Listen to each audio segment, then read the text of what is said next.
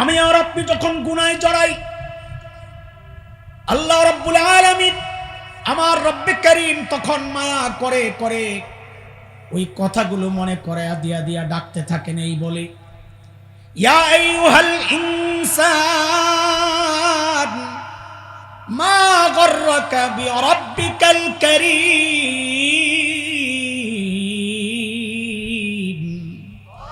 এরে মানুষ, ওই কারীম রবের ব্যাপারে তোরে কে ধোঁকায় ফেললো? আর যে চোখ দিয়ে তুই গুনাহ করছস, ওই চোখ তো তোরে নায়ক নায়িকা দেয় নাই রে, আমি কারীম দিছি, না চাইতে দিছি। যে কান দিয়া তুই গুনাহ করতেছস, ওই কান কিন্তু তোরে গায়ক গায়িকা দেয় নাই, আমি কারীম রব দিছি, না চাইতে দিছি। যেই হাত দিয়া গুনাহ করস, যেই পাও দিয়া চলস, আর যেই জমিনের উপর দাঁড়ায় আছস, ওই জমিনটাও আমার। আল্লাহ এইভাবে ডাকতে থাকেন। দোস্ত, দায়িত্ব নিয়ে বলছে, একটু খেয়াল করেন।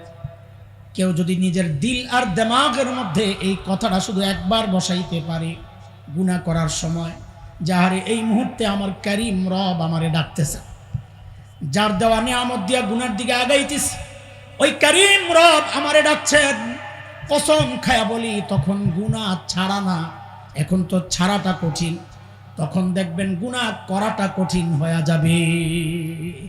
কথা বলেন ঠিক কিনা? আমরা করব না ওয়াদা ছিল, মনে আছে? এই চিন্তাগুলো লালন করলেই গুনাহ থেকে বেঁচে থাকা যাবে। গুনাহ রাখবো না পদ্ধতি কি, শেষ করব কথা। আমাদের একজন মালিক আছেন যার নাম গফফার। কি নাম? দোস্ত তাড়াতাড়ি বলেন, কি নাম? কি নাম? জোরে বলেন না, কি নাম? গফফার চিনেন? চিনেন গফফার? হ্যাঁ বলেন, না চিনলে বলেন, চিনলে বলেন। চিনেন গফফার? চিনেন? আল্লাহু আকবার বলেন।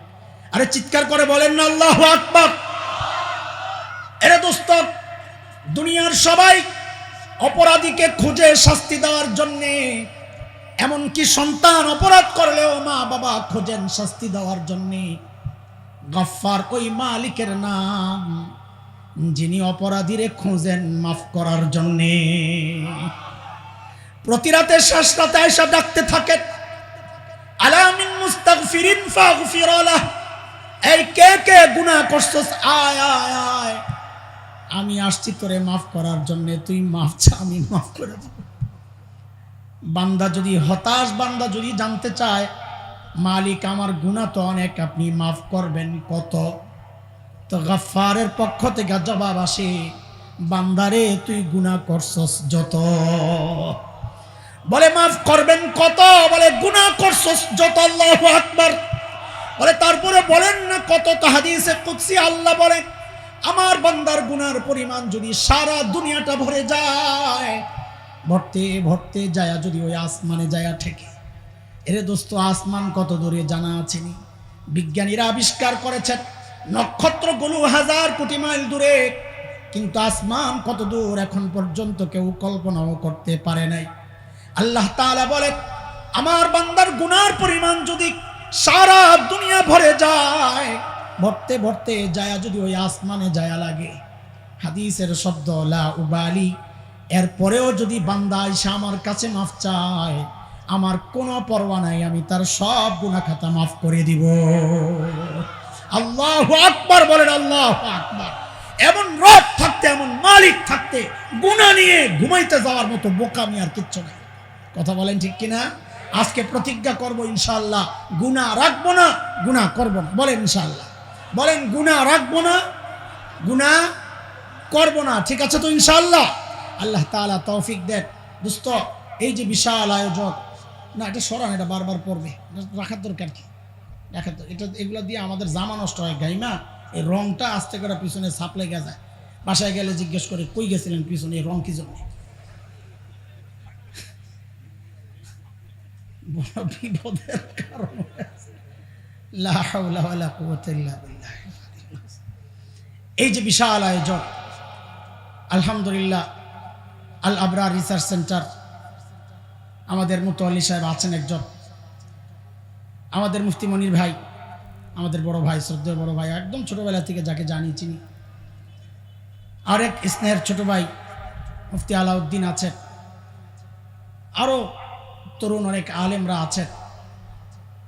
যারা অনেকে ব্যক্তিগতভাবে আমার সাথে সম্পর্ক রাখে এবং মাদ্রাসার যে কোনো বিষয়ে পরামর্শ করে, মুফতি মিজান সাহেব হুজুর তিনিও থাকতেন, আজকে আমেরিকার সফরে আছেন, আসতে পারেন নাই, আসার কথাই ছিল, না হয় আজকে থাকতেন হুজুর।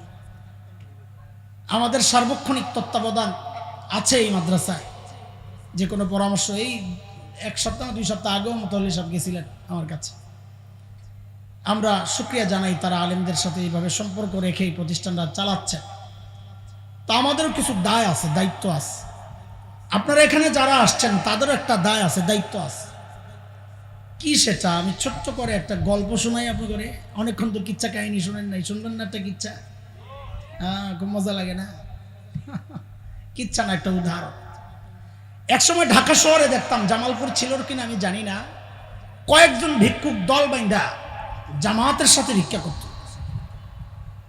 ছিল একজন স্লোগান গাইতো, কি কেউ থাকে 5 তলায়, কেউ থাকে গাছতলায়, বাকি সবগুলা কয় আমার আল্লাহ রসুলের নাম।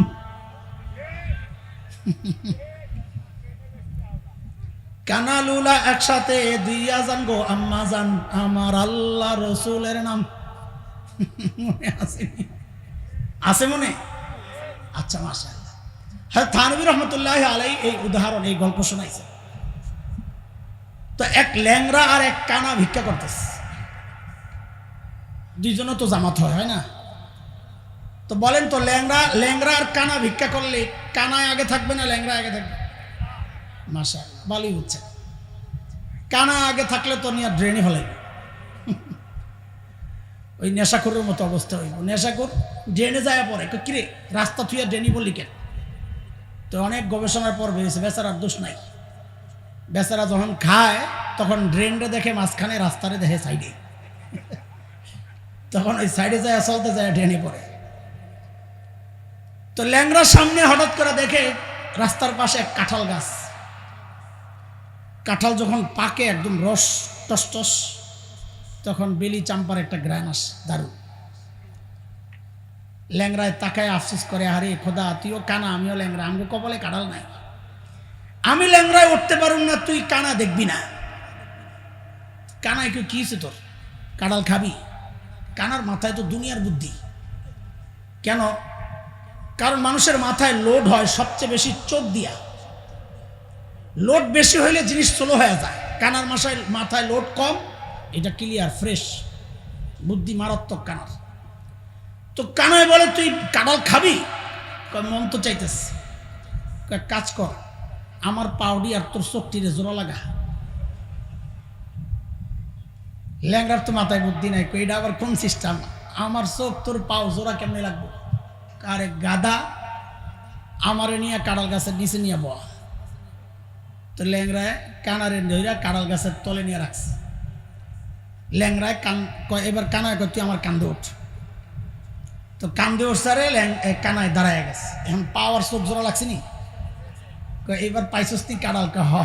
পার পাইরা দুইজনে খাইছে। হ্যাঁ, কি আগে কন, ল্যাংরায় উপরে না কানায় উপরে? জোরে বলেন, আগে মশালা পরিষ্কার করে লই। ল্যাংরায় উপরে থাকবো না কানায়? কানারে উপরে দিলে তো ল্যাংরার পাও এমনি একটা নাই। হ্যাঁ, কানারে মাথায় এলে তো চিত্ত হয়ে পড়বো দুটায়, ঠিক কিনা? তো নিচে কে বলেন? এই মশালা না বুঝলে কিন্তু মাদ্রাসায় গন্ডগোল লাগে। নিচে কে, উপরে কে? হাকিম উল উম্মত বলে, সমাজের সাধারণ মানুষ আর আলেমদের উদাহরণ হচ্ছে এই ল্যাংরা আর কানার মতো।